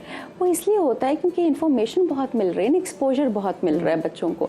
दूसरा ये होता है कि इस उम्र में साइकोलॉजिकली ही बच्चों को स्पेस चाहिए होती है, क्योंकि वो अपनी आइडेंटिटी को एक्सप्लोर कर रहे होते हैं। बच्चा जो होता है वो, क्योंकि मैंने आपको बताया साइकोलॉजिकल चेंजेस से, फिजिकल चेंजेस से गुजर रहा होता है, तो एक आइडेंटिटी क्राइसिस भी उसके होते हैं। साथ ही साथ जो है वो एक और भी चीज़ इसके अंदर देखी जाती है कि माँ बाप जो हैं वो बच्चों को उसी तरह ही ट्रीट कर रहे होते हैं जैसे वो बचपन में करते थे। और वो इस चीज़ को शायद दरगुजर कर देते हैं कि बच्चा अब बड़ा हो रहा है तो उसकी नीड्स भी डिफरेंट हैं, उसको स्पेस की भी ज़रूरत है। मैं ऐसे बहुत सारे पेरेंट्स को जानती हूँ जो कि जब बच्चा आपका स्पेसिफिकली जब लड़के भी जब 13 साल के हो जाते हैं, 13, 14, 15 साल के होते हैं, क्योंकि बड़ी वल्नरेबल एज होती है और आई एम श्योर बहुत सारे लोग मुझे देख भी रहे हैं, तो इसमें लोग ना कहते हैं कि माँओं की ही जो है वो ज़्यादा रिस्पॉन्सिबिलिटी समझते हैं बच्चों की तरबियत में, तो वो माँ को क्वेश्चनेबल ठहराते हैं कि जी आपके बच्चे ने अगर ये चीज़ कर दिया, बच्चे के बिहेवियर में कुछ चेंजेस आ रही है। यहाँ पे हम पेरेंटिंग में बाप को शामिल क्यों नहीं करते? बिकॉज अब जैसे आपने स्पेस की बात की, ठीक है, मैं उससे मुत्तफिक करती हूँ, लेकिन मुझे ये लगता है कि ये एक ऐसा टाइम है कि जहाँ पर माँ बाप को भी ना अपने आप को उनको लर्न करने की ज़रूरत है कि नए टाइम को देखते हुए हम थोड़ा लर्न करें, और क्योंकि कहीं ऐसा ना हो कि हमारा बच्चा हमारी स्ट्रिक्टनेस की वजह से कोई और ऐसे कॉर्नर्स ढूंढ ले, तो उनको चाहिए कि वो अपने बच्चे से दोस्ती कर लें। ये वो टाइम है कि जो 3-4 साल का कि थोड़ी स्ट्रिक्टनेस भी हो लेकिन दोस्ती होनी चाहिए। दोस्ती होनी चाहिए, बिल्कुल मैं एग्री करती हूँ आपकी बात से कि ना सिर्फ माँ का ये रोल है बल्कि बाप का भी रोल है, क्योंकि पेरेंट जब नाम बोल देते हैं तो पेरेंट में दोनों ही आ जाते हैं, माँ और बाप दोनों। मतलब मदरिंग तो कहीं नहीं आता ना, पेरेंटिंग ही आता है। पेरेंटिंग आते हैं, फादरिंग भी नहीं आता, पेरेंटिंग। ये दोनों चीज़ें साथ साथ लेके चलनी होती है। तो बच्चियों की जो रहनुमाई होती है वो माँ करती है, और लड़कों की रहनुमाई या उनको समझाना जो है वो बाप का काम है। और दोनों एक ऐसे मामले जो हो जाते हैं जिसके अंदर बच्चे को समझाना भी होता है कि बच्चा ये चीज़ सही है और ये गलत है, उसमें दोनों की मौजूदगी बहुत ज़रूरी है। सही, ठीक, आपने सही बात की। अच्छा मुझे बताएं कि माएँ जो है, स्पेसिफिकली आपने बोला कि दोनों का होना बहुत ज़्यादा ज़रूरी है।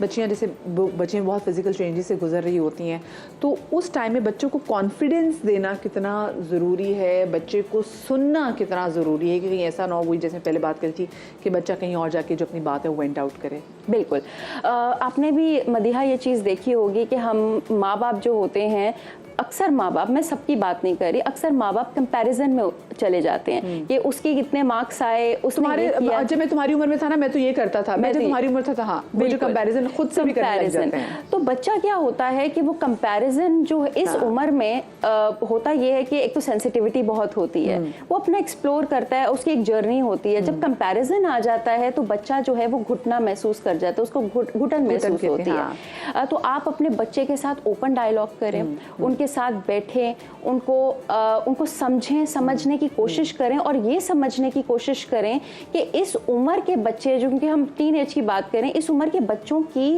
कैफियत, दिमागी कैफियत क्या होती है। बिल्कुल, और ऑफ कोर्स कितनी चीज़ें आ गई। बहुत शुक्रिया जी, बिस्मिल्लाह परवेज़ हमारे साथ मौजूद थे। और कुछ हज़रत अली का कॉल भी था कि अपने आप को अपनी आने वाली नस्लों से कंपेयर मत करो, अपने बच्चों से कंपेयर मत करो, क्योंकि जो उसका मफहूम था उनकी हदीस का वो ये था कि जी, उनकी कॉल का वो ये था कि तुम एक और एरा के हो और ये बच्चे किसी और एरा के हैं। और ऑफ कोर्स हम एरा में डिफरेंट चीज़ें देखते हैं, तो इसलिए हमें बड़ा ध्यान से अपने बच्चों की परवरिश करनी चाहिए और बच्चों को समझना चाहिए ताकि बच्चा कोई ज़िंदगी में बुरा कदम ना उठाए जो कि उसको उसके लिए सही लग रहा हो।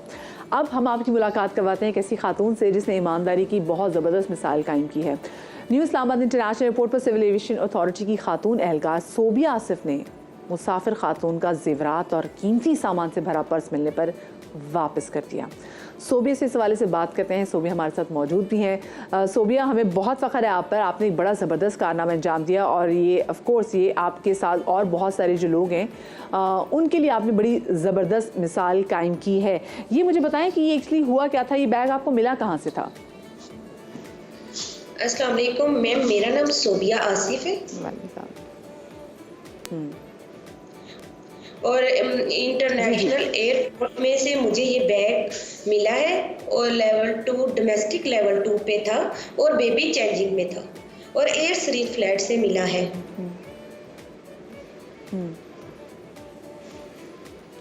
अच्छा ठीक है, मुझे बताएं, जब ये आपको बैग मिला था आपने चेक किया था कि इस बैग में क्या कुछ है? सर मैम, हमारी कंपनी में ये अलाउ नहीं है क्योंकि हम बैग वगैरह नहीं चेक करते। हम मैनेजर को बुलाते हैं, एयरपोर्ट इंटरनेशनल में मैनेजर साहिब हैं, उनको बुलाते हैं, अल्ताफ गलानी को, और हमारे EFS कंपनी में जो मैनेजर हैं उन सबको हम बुलाते हैं और उनको हम बताते हैं, वो जगह हम सील कर देते हैं। और जब वो आते हैं और वो फिर जो है इंतज़ामिया को बुलाते हैं, वो इंतज़ामिया आता है और बैग लेके जाता है और फिर वो कॉल में कॉन्टैक्ट वगैरह करके वो उस पैसेंजर तक पहुंचाया जाता है बैग।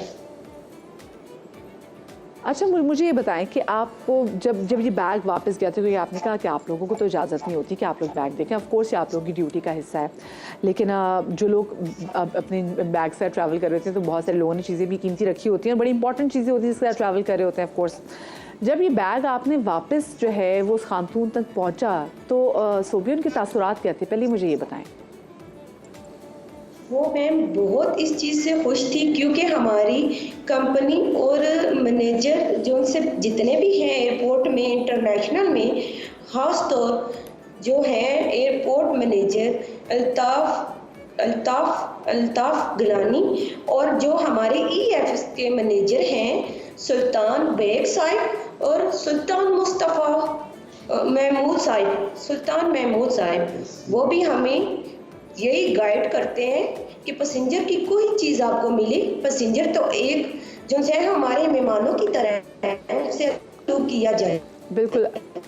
और अच्छा सोबिया, थोड़ी सोबिया रिलैक्स भी सोबिया मैं आपसे थोड़ी जानना चाहूँगी, क्योंकि अब देखिए हम आपके बारे से बात कर रहे हैं और आपके आसपास जितने भी लोग मौजूद हैं, सिर्फ ये नहीं कि आप इस्लामाबाद इंटरनेशनल एयरपोर्ट पे जो अमला है ख़वातीन का, आप उनके लिए मिसाल बनी है, दुनिया जहान में आपके बारे से बात हो रही है क्योंकि आपने बड़ा ज़बरदस्त काम किया। ऑफ कोर्स जिसकी कोई चीज़ रह जाती है और उसको ना मिले तो वो ज़िंदगी भर उसको बड़ी तकलीफ़ भी रहती है।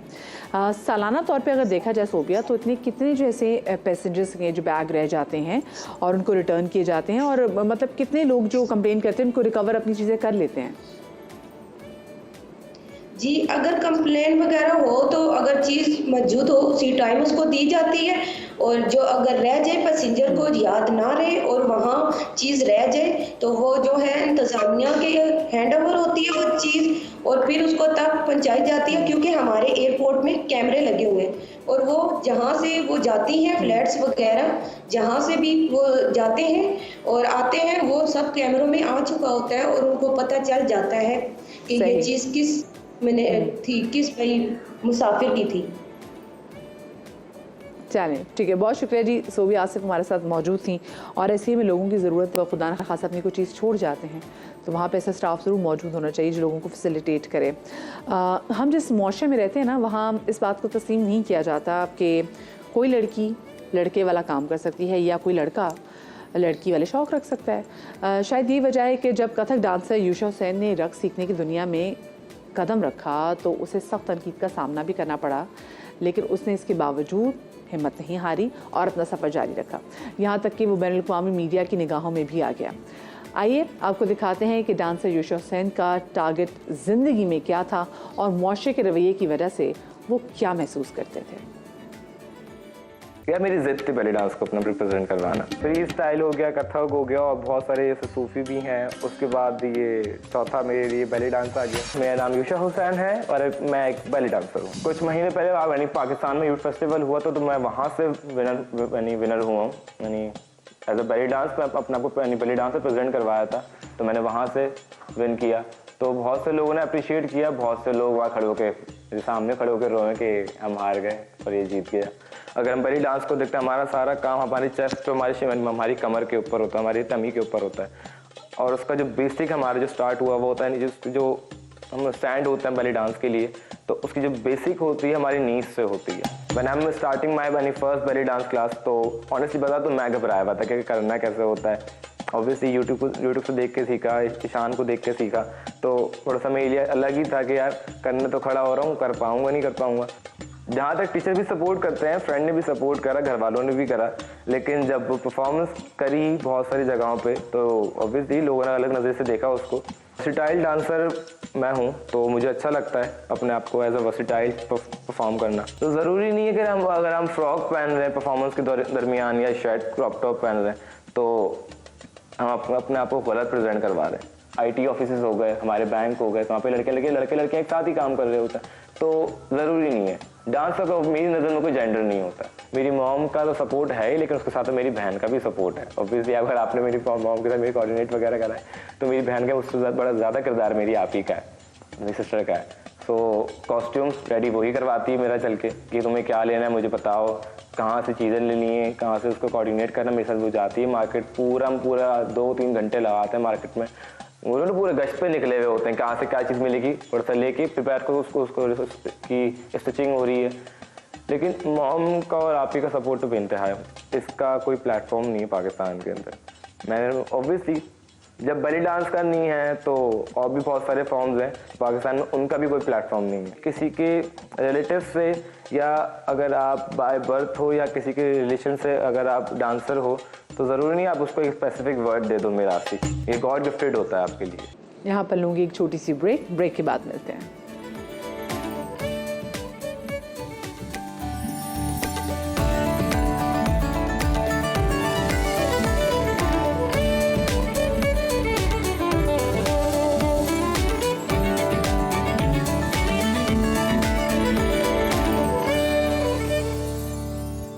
Welcome back after the break. कहते हैं शौक का कोई मोल नहीं होता। अमेरिका के एक शौकीन जोड़े ने समंदर में ज़िंदगी गुजारने के लिए अपनी तमाम जायदाद कर दी है फरोख्त। जोड़े ने बेसिकली फेसबुक पर 274 रोज़ क्रूज़ का इश्तिहार देखा था और तब उनका समुंदर पर मुस्तकिल ज़िंदगी गुजारने का जो सफ़र था वो हो गया शुरू। अच्छा, जोड़े ने इस ख्याल का इजहार किया है कि समुंदर में ज़िंदगी गुजारना ज़मीन पर ज़िंदगी गुजारने से ज़्यादा सस्ता है। और आपको पता है पहले भी वैसे इनका कोई घर नहीं था, ये जो जोड़ा था ये पहले भी जो कारवान नहीं होते ये उसमें रहते थे। तो और फिर जैसे जैसे वो कारवान जिस शहर जाता है तो उनका घर यानी कि चलता फिरता घर था वो। चले भी बड़ी बात है अगर इनको लगता है कि जी समुंदर में ज़िंदगी गुजारना वाकई जो भी खाना पीना है तो आपने वहीं से मछलियाँ ये देख लें, तस्वीर आप देख लेना, ज़रा जूम आउट करो तो आपको पता चलेगा कि उनके हाथ में है ना इन्होंने मछलियाँ निकाली हुई, वहीं से जो भी खाना पकाना होता है वहीं से मछलियाँ निकालते हैं, उसके बाद उसको पका के खा लेते हैं। वाकई ज़िंदगी तो इनकी आसान है। तो ये हमने कहा आपके साथ मुलाकात कराते हैं कैसे जोड़े की, जो कि जनाब कह रहे हैं कि हमने समुंदर पर रहना है हमेशा। अच्छा जी, और वैसे हर इंसान का ख्वाब होता है कि उसका अपना घर हो और शानदार इलाके में घर हो। तो अपना घर एक शानदार इलाके में और बैनुल अक़वामी मयार की सहूलियत के साथ ज़िंदगी गुजारना किसका ख्वाब नहीं होता, मगर इस ख्वाब की ताबीर हर एक को नहीं मिलती क्योंकि प्रॉपर्टी की कीमतें आसमान से बातें कर रही हैं। मगर अब पाक व्यू सिटी इस्लामाबाद की इंतज़ामिया ने आवाम की इस ज़रूरत को महसूस करते हुए आवाम को इस ख्वाब की ताबीर देने का फ़ैसला किया है। ये सब कैसे मुमकिन होगा और हम किस तरह इससे फ़ायदा उठा सकेंगे, इन सवालात के जवाबात हासिल करने के लिए हमने आज दावत दी है फरीद ज़का बाजवा साहब को, जो कि डायरेक्टर सेल्स एंड मार्केटिंग हैं पाक व्यू सिटी इस्लामाबाद के। अस्सलाम वालेकुम ज़का साहब, बहुत शुक्रिया आपका कि आपने सुबह के समा में हमें वक्त दिया। सबसे पहले तो मैं चाहूँगी कि आप लोगों को बताएं इस पाक व्यू सिटी इस्लामाबाद के हवाले से। जी, thank you Madiha, thank you for having me. Pak view city is an project in Lahore, Islamabad and now in Karachi as well. तो अभी इस्लामाबाद पाक व्यू सिटी में जो आपने भी फुटेजेस टीवी पे नज़र आ रहे हैं हमें, ये इस्लामाबाद पाकिस्तान का सबसे ज़्यादा आइकॉनिक डाउनटाउन बनने जा रहा है जिसका नाम है डाउनटाउन इस्लामाबाद। अभी आपने अपने इंट्रो में बात की थी कि जी अफोर्डेबल लिविंग, सो इंशाल्लाह हम बड़े लग्जरी और अफोर्डेबल अपार्टमेंट बिल्डिंग्स यहाँ पे लेके आ रहे हैं, जो कि सारे डाउनटाउन के जो आप लेक देख रही हैं अपने इस फुटेजेस में, इस लेक के आसपास we are making thousands of apartments, जो कि आप इंशाल्लाह फ्यूचर में इस्लामाबाद में अपार्टमेंट लिविंग का ट्रेंड बहुत ज़्यादा बढ़ रहा है। So we are moving in that direction. जी सही। अच्छा, मुझे ये बताइएगा कि पाक व्यू सिटी इस्लामाबाद में पाकिस्तान का सबसे बड़ा जो सबसे मज़ेदार बात है वो ये कि जो एक बड़ा डांसिंग फाउंटेन बनाया जा रहा है, तो ये कैसे मुमकिन हुआ? जी, we are blessed with an beautiful location. तो उस पर हमने 5 साल पहले इस आइडिया को कंसीव किया था और हमने इसको बनाना शुरू किया था। तो अभी पिछले 100 डेज़ में फाइनली हमने इस लेक को एंड एक चाइनीज़ बहुत बड़ी कंपनी उनके इश्तराक से हमने इस डांसिंग फाउंटेन को इंस्टॉल कर दिया। एज़ वी स्पीक इसकी टेस्टिंग हो रही है एंड इंशाल्लाह 30th को हम इसका फॉर्मल इनॉग्रेशन करने जा रहे हैं and there will be a series of events on 30th, 31st and 1st of January. तो न्यू ईयर्स के सेलिब्रेशंस इंशाल्लाह हम इस्लामाबाद में जो हर साल हम करते हैं, मैसिव फायरवर्क्स करते हैं, लाइट शोज़ करते हैं एंड म्यूज़िक कॉन्सर्ट्स करते हैं। तो इस दफ़ा इनके अलावा हम डांसिंग फाउंटेन्स भी कर रहे हैं। ये वही है जो आप दुबई डाउनटाउन में देखते हैं, ये वही हैं जो आप लास वेगास में बेलाजियो में देखते हैं। सो इंशाल्लाह पाकिस्तान में वो वक्त आ गया है कि इस्लामाबाद जब भी कोई आएगा, इसका मतलब है हम उसी तर्ज का जो बेलाजियो के बाहर और वेगस में बेलाजियो के बाहर हमने देखा और उसके बाद हम जैसे दुबई में भी देखते हैं, तो ये भी एग्जैक्टली उसी तर्ज का और उतना ही ह्यूज है। ये दुबई से बड़ा है in size and in terms of technology ये दुबई डाउनटाउन से नेक्स्ट लेवल पे है, क्योंकि दुबई डाउनटाउन बना था आज से 10 साल पहले। It's a very iconic thing. और जो हमें आज में अब टेक्नोलॉजी बहुत एडवांस हो गई हुई है, तो this is the latest technology in dancing fountains. That's a great thing to hear. लेकिन मुझे ये बताएं कि यहाँ पे तो सिर्फ ये वही लोग इंजॉय करेंगे जो कि पाक सिटी में रहते हैं, यहाँ पे इस्लामाबाद से और रावलपिंडी से, ट्विन सिटी से लोग देखने भी इसको आ सकते हैं? नहीं जी, हमारा जो इवेंट्स करने का मकसद ये न्यू ईयर्स पे कि everyone not just from twin cities, पूरे पाकिस्तान से लोग वेलकम है। ये इनफैक्ट हमने कोशिश ये की है कि पाकिस्तान में जितना टूरिज़्म है वो सारा रूरल टूरिज़्म है। आप नॉर्दर्न एरियाज़ में चले जाते हैं, सो हमने अर्बन टूरिज़्म पे फोकस करते हुए इस्लामाबाद में एक चीज़ क्रिएट की है। तो जो भी हमारे दोस्त, हमारी फैमिली मेम्बर्स और जो टूरिस्ट बाहर से आएंगे वो उस डाउनटाउन को देखने के लिए देयर ऑलवेज वेलकम। और डाउनटाउन में सिर्फ ये लेक और फाउंटेन नहीं है, इसके आसपास there will be a number of restaurants जो बनना शुरू हो गए हैं वहाँ पे। So there will be a number of options for the tourist coming to Islamabad in times to come. ज़बरदस्त। अच्छा, आपने जैसे लोकेशन की बात की तो ये बात बिल्कुल सही है, क्योंकि अगर जहाँ पाक व्यू सिटी का जो प्रोजेक्ट जहाँ पर है वो आसपास बहुत वहाँ पे सब्ज़ा भी है, बड़ा ज़बरदस्त है। और यूजुअली वहाँ पे अगर शहर में अगर दर्जा हरारत जो है अगर वो 17 होगा तो उस जगह पे वो दर्जा हरारत उससे थोड़ा सा और कम होगा, तो बड़ा अच्छा, बड़ा ठंडा, अच्छा ग्रीन वो एरिया है। मुझे बताएं कि जो आम आदमी है, जो आम शख्स है, जी जी जी जी बिल्कुल एग्जैक्टली मैं वही बात करती हूँ, जो आम आदमी है उसको कैसे यहाँ तक की रसाई हासिल होगी? वो अगर यहाँ पे चाहे कि आसान किस्तों पे वो भी अपना ड्रीम हाउस यहाँ पर बनाए, तो उसको आप लोग कैसे फैसिलिटेट करेंगे? जी, इसका बड़ा आसान आंसर है। We are the only project in Islamabad approved by CDA जो कि इंस्टॉलमेंट्स पे अवेलेबल है to all our valuable members जो अब आगे आने पे बनना चाह रहे हैं हमारे। सो दे कैन जस्ट पे 25% डाउन पेमेंट एंड वो अपने प्लॉट के या अपार्टमेंट के मालिक बन जाएंगे, इस पर रहना शुरू कर दें। एंड उसका एक बड़ा इजी टू पे इंस्टॉलमेंट प्लान है जो कि वो in the next few months और कपल ऑफ ईयर्स वो उसको पे कर सकते हैं। अच्छा, जैसे आपने बड़ी अच्छी बात की, क्योंकि हमने डांसिंग मैं मुसलसल क्योंकि सामने डांसिंग फाउंटेन देख रही हूँ तो मुझे हो रहा है कि भाई ये तो ज़रूर देखना चाहिए, one should never miss it. तो इंशाल्लाह वो तो हम टेलीविज़न स्क्रीन पे देखेंगे भी जब ये इंशाल्लाह इफ्तिताह इसका होगा भी। लेकिन और आपने बताया कि ये दुबई में जो डाउनटाउन में है उससे उसका साइज़ ज़्यादा बड़ा है। और जैसे वहाँ पर हम तो देखते हैं ना कि हर तकरीबन आधे घंटे के बाद, इवन बेलेजियो में भी ऐसा ही होता है कि वहाँ पर हर आधे घंटे के बाद एक नई परफॉर्मेंस होती है।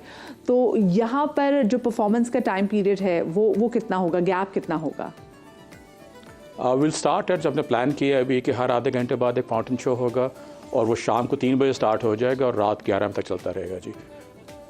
सो अभी भी जो 31st को हम इवेंट कर रहे हैं उसमें एवरीवन इज़ वेलकम, वो आएँ देखें। और ये फाउंटेन ये नहीं है कि 31st को बंद हो जाएंगे, these are there to stay. ये अगले साल भी 2 साल भी ये चीज़ें इम्प्रूव होती जाएंगी। सो जितने इस्लामाबाद पिंडी के रेजिडेंट्स हैं वो जब भी यहाँ पे तशरीफ़ लाएंगे उनको हर आधे घंटे बाद फाउंटेन शो देखने को मिलेगा जी। सही।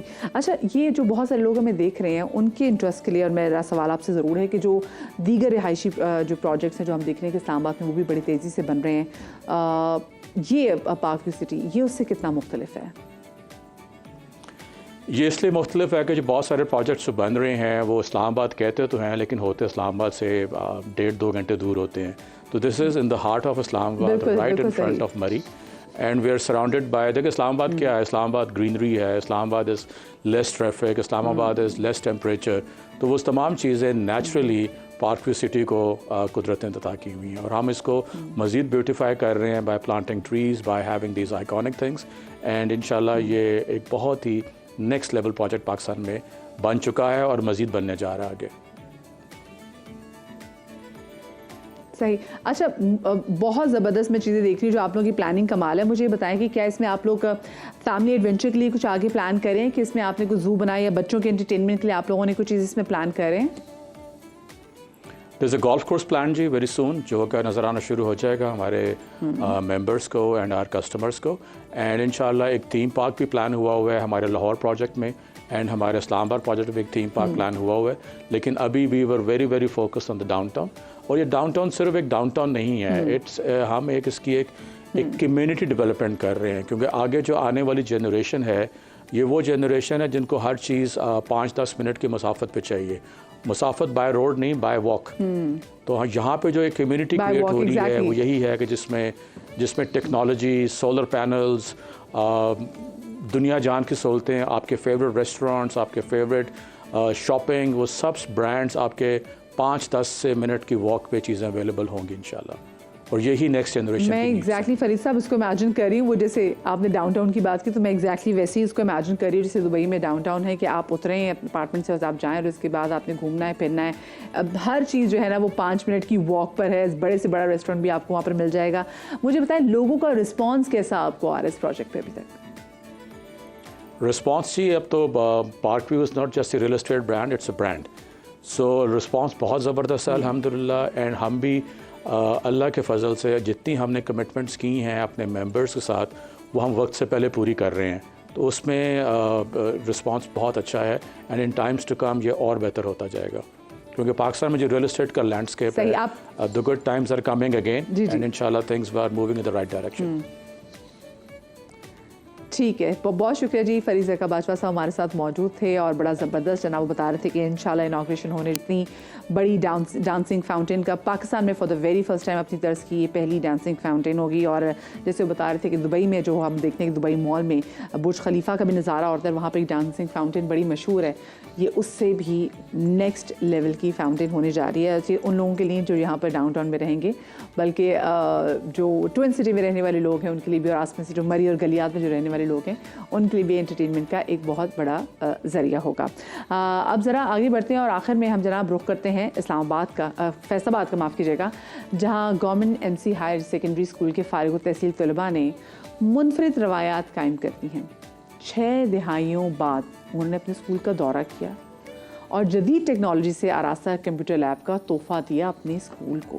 कितनी ज़बरदस्त बात है ना कि आपने जिस स्कूल से इतना कुछ सीखा, आप उस स्कूल को वापस कर रहे हैं। वो कोशिश कर रहे हैं कि आप स्कूल को भी कुछ दें। हमारी नुमाइंदा रिदा सिंधु उन्होंने इस हवाले से रिपोर्ट तैयार की, उनसे मज़ीद जानते हैं। जी रिदा।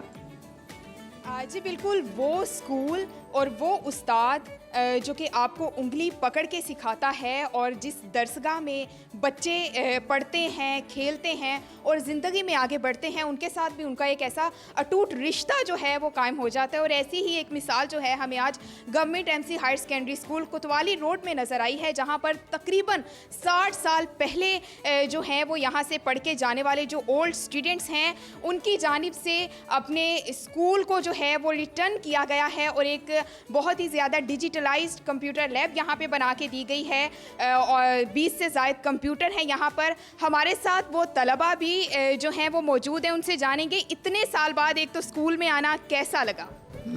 एक तो बहुत अच्छा लगा, जब हम यहाँ पे पढ़ते थे तो ये स्कूल ऐसा नहीं था। इट्स एंटायरली चेंज्ड, बहुत वंडरफुल। यहाँ पे डिसिप्लिन बहुत ज़्यादा है, हर तरह से, हर एंगल से सही है। और जो हम यहाँ पे आए हैं तो इसलिए आए हैं कि पब्लिक सेक्टर जो है that is very much ignored, और उस इग्नोर्ड सेक्टर में ये लोग जिन इलाकों से आते हैं, जिस तरह के इनके मसाइल हैं, तो उनमें ये बड़ा ड्यूज था और अल्लाह ने हमें तौफीक दी तो हम ये काम कर गुजरे हैं। और आने वालों को, इन बच्चों को भी कहते हैं कि जब ये बड़े हों ये भी कंट्रीब्यूटर बने इसके और ये शमा जलती रहे। और भी स्टूडेंट हमारे साथ मौजूद हैं, उनसे जानेंगे कि सर मुझे बताइएगा कि डिजिटलाइज करना कितना ज़रूरी है एजुकेशन को आप समझते हैं, और IT लैब जो है वो यहाँ पे दी गई है, इसकी एक मिसाल भी है।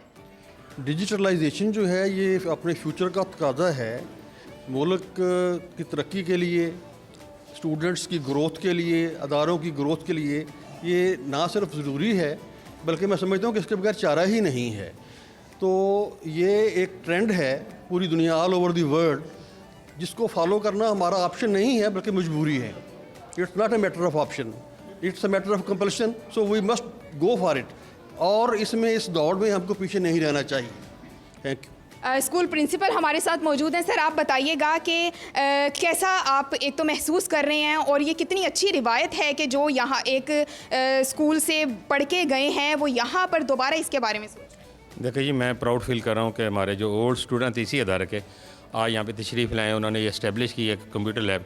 ये क्योंकि ये दौर जो है, जो इरा है ये मॉडर्न, ये IT का दौर है, और हमारे बच्चे जो आईटी की एजुकेशन सीखेंगे तो हम आगे जाएंगे। पूरी दुनिया जो आईटी की वजह से आगे निकल गई है, तो इन्होंने हमारे साथ तावन किया। और मैं ये समझता हूँ जितने भी ओल्ड स्टूडेंट हैं जिस इदारे से भी निकलें, उनको चाहिए कि वो अपनी हैसियत के मुताबिक कंट्रीब्यूट करें, ताकि ये जो बच्चे हमारे किड्स हैं जिनको ज़ाहिर है हुकूमत के पास इतने सोर्सेज नहीं होते कि वो अकेली जो है वो उसको मैनेज करे, तो अगर हमारे ओल्ड स्टूडेंट भी है, हमारी पब्लिक जो है, अगर ये पार्टनरशिप करती है, अगर वो उसमें हेल्प करती है, तो ये हमारे लिए बड़ा फ्रूटफुल है। और इसको जो है ये इनकरेज करना चाहिए और पब्लिक को मज़ीद जो है अपने स्कूलों की तरफ रुजू करना चाहिए, जो पब्लिक सेक्टर के स्कूल हैं, क्योंकि गरीबों के बच्चे हैं, गो के चाहे गरीबों के बच्चे, ये हमारी कौम के बच्चे हैं, यही पढ़ेंगे तो आगे हम बढ़ेंगे। और भी तलबा हमारे साथ मौजूद हैं। अच्छा सर, मुझे आप बताइएगा, आप क्या समझते हैं कि यहाँ के असातिज़ा का और इस स्कूल की बिल्डिंग का, ये स्कूल का कितना किरदार है आपकी ज़िंदगी की कामयाबी? मैं 1967 में यहाँ से पास आउट हुआ था। उस वक्त भी इसका नाम था और आज भी इसका नाम है, जिसकी मुझे बड़ी खुशी है। और बल्कि इससे मैं समझता हूँ इसमें बेहतर इन्वायरमेंट है, बेहतर सहूलतें हैं और ये अच्छा, बहुत अच्छा एक तालीमी अदारा है और मैं इसकी तरक्की के लिए दुआ गो। 67 में पास आउट हुआ था और आज यहाँ आना मेरे लिए बड़ी इज़्ज़त की बात है। और बच्चों से हम तवक्को रखते हैं कि वो बच्चे भी बड़े होकर इंशाअल्लाह ऐसी ही रवायत को कायम रखेंगे जो आज ये यहाँ। जी बिल्कुल, तकरीबन 6 दहाइयों के बाद उसी स्कूल में आकर जहां से सफ़र जो है वो ज़िंदगी की कामयाबियों का शुरू हुआ था और दोबारा यहां पर इसकी तरक्की के लिए काम करना, ये एक नहायत ही खूबसूरत रिवायत है जो कि यहाँ के ओल्ड स्टूडेंट्स की जानिब से कायम की गई है। जी थैंक यू रिदा। और ये तो बड़ी अच्छी बात है कि 6 दिहाइयों बाद अपने स्कूल वापस आए। पता नहीं कितनी यादें उनकी ताज़ा हुई होंगी, लेकिन ये बड़ा अच्छा लगा मुझे कि जब उन्होंने आके से सर्व किया अपने स्कूल को वापस। मैं आप लोगों से इजाज़त लेती हूँ। अपना बहुत सारा ख्याल रखिएगा। शादरी आबादी, कल मुलाकात होगी। अल्लाह हाफ़िज़।